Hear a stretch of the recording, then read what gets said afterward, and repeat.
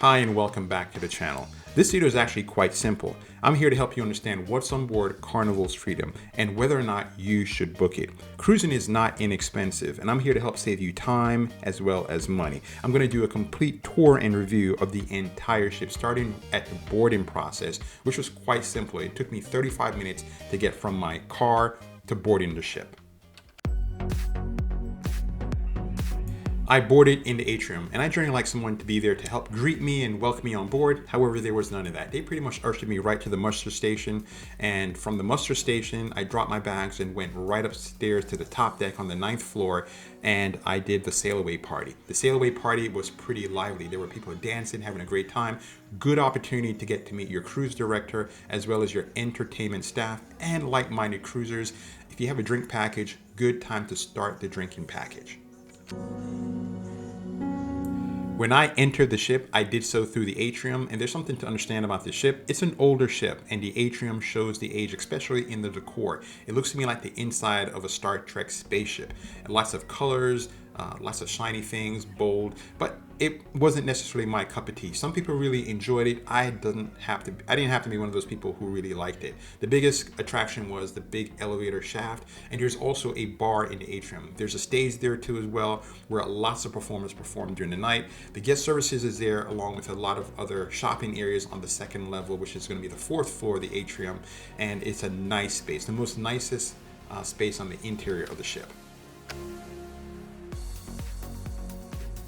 Let's head on now to the buffet.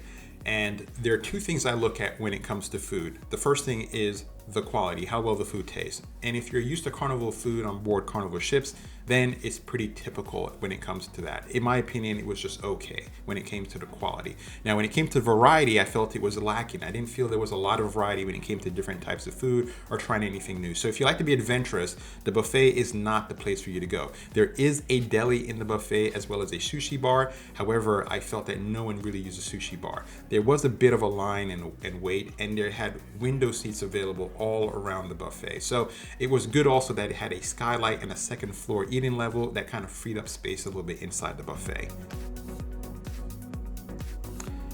If you like ice cream, there's a self-serve ice cream spot. There's also beverages that are available. You get lemonade and a fruit drink as well as unlimited water.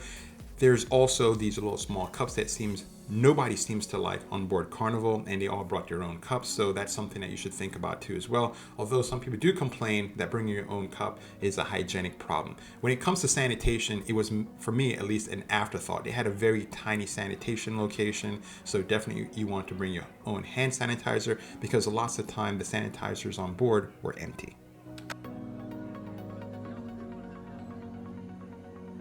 There are other included restaurants on board. The most popular is going to be Guy's Burger Joint. This is located on the 9th floor, right next to the main pool. So it's a fantastic location and people really like the burger there, to include myself. There's also BlueIguana Cantina right across from Guy's Burger on the main pool deck as well. People love that too.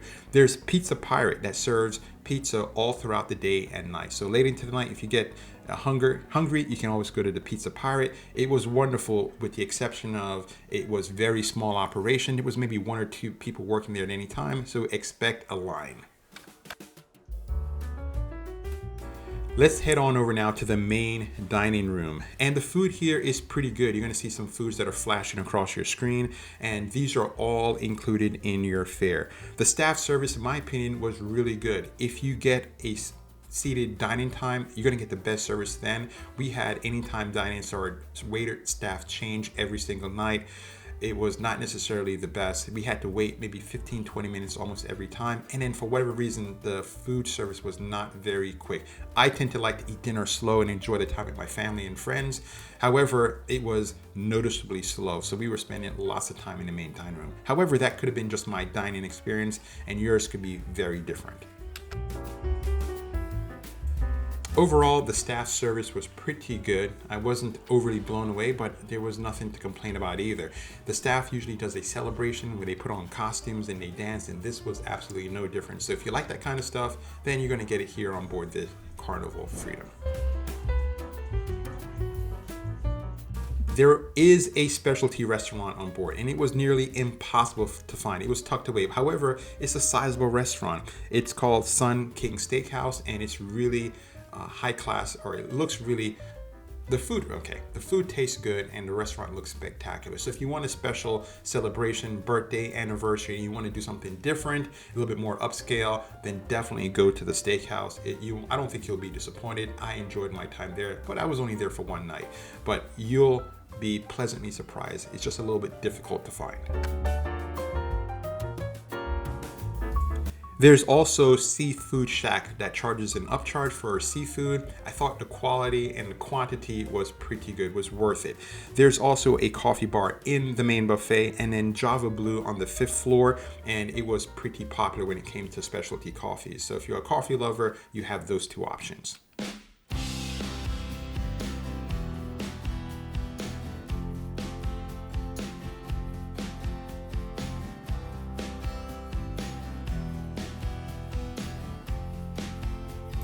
Let's head outside to the main pool deck, and I love the design. It stretches out on different tiers, so no matter where you are on the pool deck, you can kind of feel like you're in the mix when you're having a party or special event there.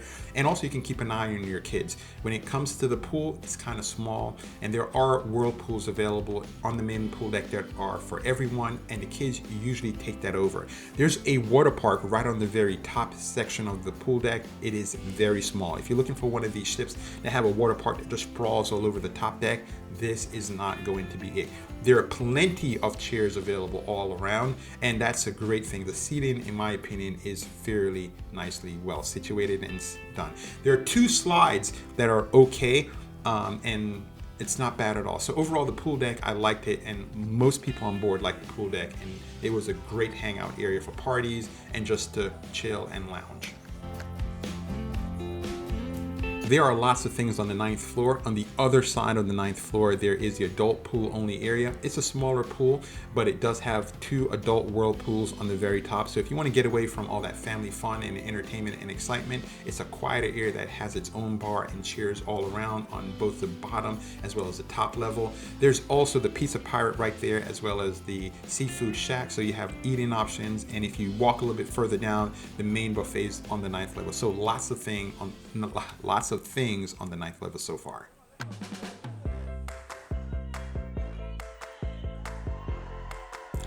Let's talk now about entertainment. Cruise lines like to keep you busy at all times, doing lots of different things. When it comes to overall entertainment on board, most of that takes place in the main theater. The shows were okay. The singing was horrible. The dancing and choreography were wonderful, as well as the light walls that are on stage. Those were awesome because they were all choreographed together. Now, when it comes to other entertainment on board, it was okay. Most of them took place in the main atrium area. And then there was a small stage in the casino, and there was lots of musical entertainment there. It's very music heavy. I, for one, thought there could have been more entertainment options that were available. I felt it was very limited. However, there were still entertainment things to keep you busy throughout the day. 2 entertainment standouts was going to be karaoke, and the second one is going to be the comedy club, and that was really spectacular. Really funny comedians while we were on board. There is a dance club, and it was very lame and dead. People were mostly just sitting down, and no one was really on the dance floor. So if you like that kind of stuff, I was surprised that it was really not what I expected.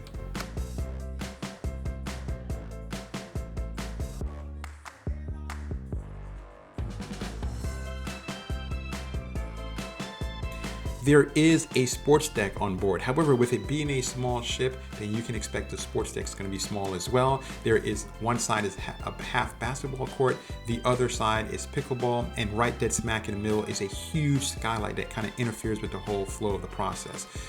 Then right above the sports deck, you'll find a mini golf area. That is brand spanking new. Circling the mini golf area is going to be a very small outdoor jogging track.